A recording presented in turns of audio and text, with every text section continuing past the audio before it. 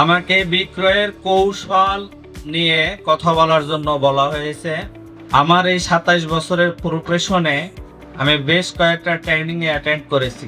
সেলসের বা বিক্রির সূত্র হইল, প্রথম আপনার নিজেকে বিক্রি হতে হবে।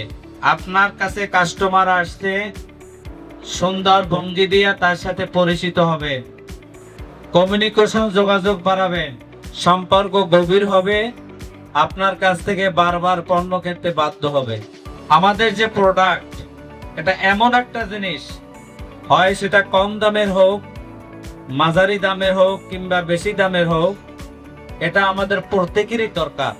এটা ছাড়া আপনি পারবেন না বেড়াতে যেতে, পারবেন না কোনো শপিং মলে যেতে, পারবেন না মসজিদে নামাজ পড়তে যেতে, এমনকি নিজের বিছানা উঠতে হলেও আপনার এটা আগে ব্যবহার করতে হবে। তা আমাদের উচিত, বা আমি যেটা মনে করি, আমাদের এই কোয়ালিটির, এই প্রোডাকশনের এই প্রোডাক্ট কোন বাজারের জন্য অ্যাজ ইউজুয়াল, কোন বাজারের জন্য সঠিক, কোন কাস্টমারের জন্য সঠিক, কোন প্লেসের জন্য সঠিক, কোন সিজনের জন্য সঠিক, কোন সিজনে কোন প্রোডাক্ট লাগে, কোন সিজনে কোন প্রোডাক্ট দরকার, এইটা আগে আমরা ম্যানেজমেন্টকে এনশিওর করলে, ইনফরমেশন দিলে যথাসম্ভব সেটা আমাদেরকে সাপোর্ট দিবে।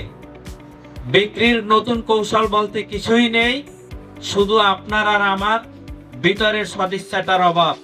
আপনি আর আমি যদি টার্গেট নিয়ে বের হই যে আজকে আমি 200 জোড়া জুতা বিক্রি করব, আমি 50 জোড়া জুতা বিক্রি করব, আমি অ্যাট লিস্ট 20 জোড়া জুতা বিক্রি করব, এইটা আপনি যদি টার্গেট নেন, মাইন্ড সেট আপ করেন, তাহলে আপনার আর আমার দ্বারা বিক্রি সম্ভব। আপনি যদি বিক্রির প্লেসে গিয়া আনমনা থাকে, কাস্টমারের লুকিং না করেন, কেয়ার না করেন, কাস্টমারের দিকে ফলো না করেন, আপনার দোকানের সামনে কাস্টমার আসছে, আপনি মোবাইল টিপছেন, আপনার দোকানের সামনে আসছে, আপনার একজনের সাথে গল্প করছে, আপনার ফলো করতে হবে দোকানদারের, মানে কাস্টমারের দিকে, যে কাস্টমারের গতিবিধিটা কি, তার ড্রেস কোডটা কি, তার আই লেভেলটা কি, সে কি চাইতে পারে, সে কয় টাকা দামের কাস্টমার হইতে পারে, এইটা আপনার আর আমার আইডেন্টিফাই করতে পারলেই আমার পণ্য বিক্রি করা সম্ভব।